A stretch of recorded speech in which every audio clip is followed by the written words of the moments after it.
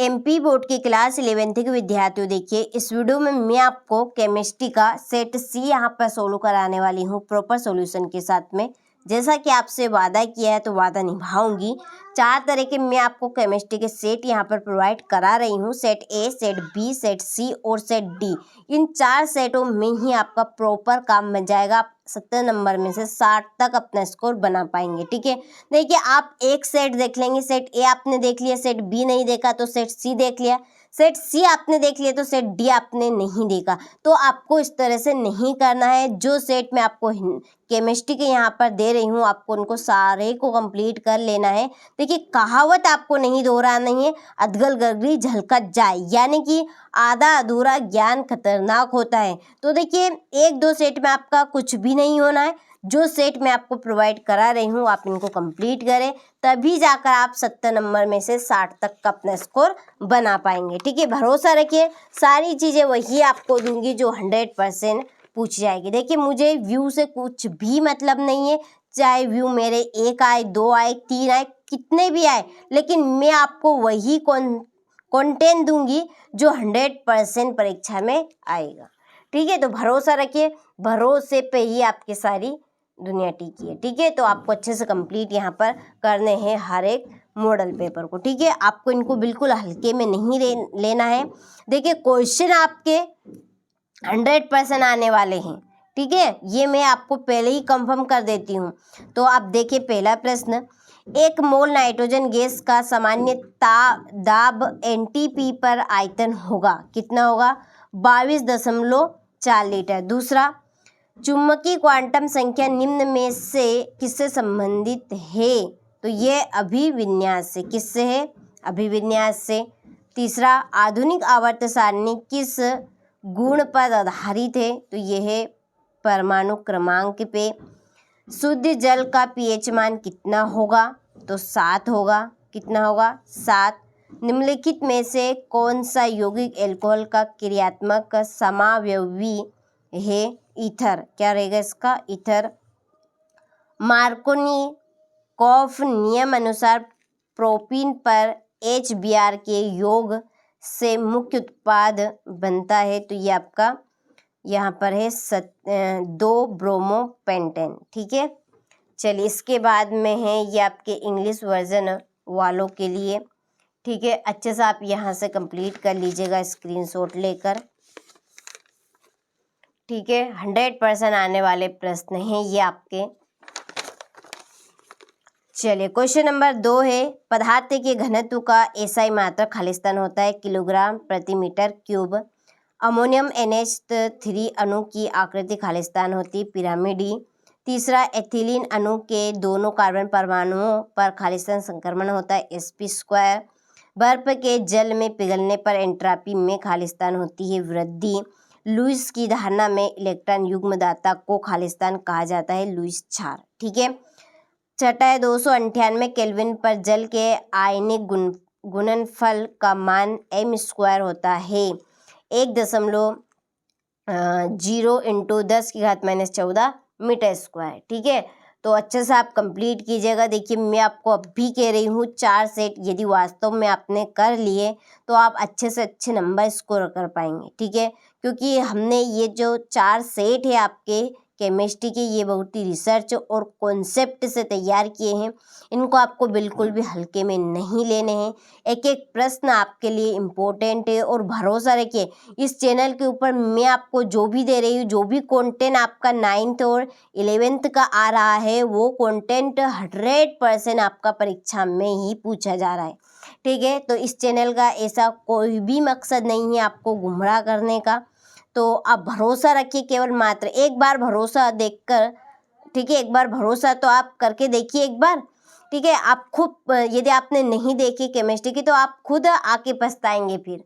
ठीक है, तो आप भरोसा रखिए और एक बार आप देख लीजिए, 100% आएंगे। ऐसा नहीं है कि आपको कुछ फेक क्वेश्चन हम देंगे।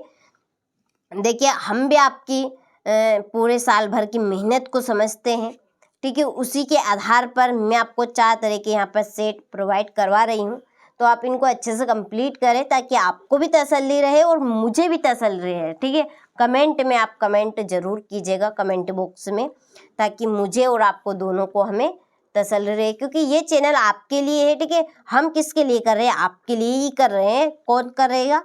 ठीक है, पेपर देने कौन जाएंगे? आप जाएंगे कि मैं जाएंगे? ठीक है, आप जाएंगे ना, तो आपके लिए यहाँ पर मेहनत कर रहे हैं। तो आप सारे क्वेश्चन को अच्छे से कंप्लीट जरूर कीजिएगा, एक एक प्रश्न आपके लिए इम्पोर्टेंट है।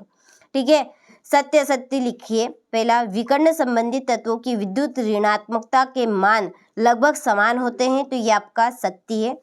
दूसरा, प्रबल अम्ल और प्रबल क्षार की उदासीनीकरण उष्मा का मान 57.32 किलो कैलोरी होता है, तो ये आपका असत्य है।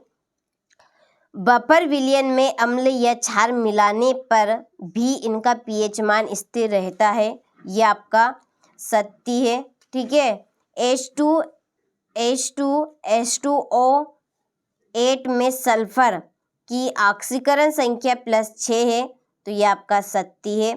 ठीक है, और पांचवा, कार्बोनिल यौगिक नाभिक स्नेह प्रतिस्थापन अभिक्रिया देते हैं, ये असत्य, योगात्मक देते हैं। एल्किन सजातीय संयुग्म का सामान्य सूत्र CnH2n-2 होता है, तो ये असत्य है। क्यों?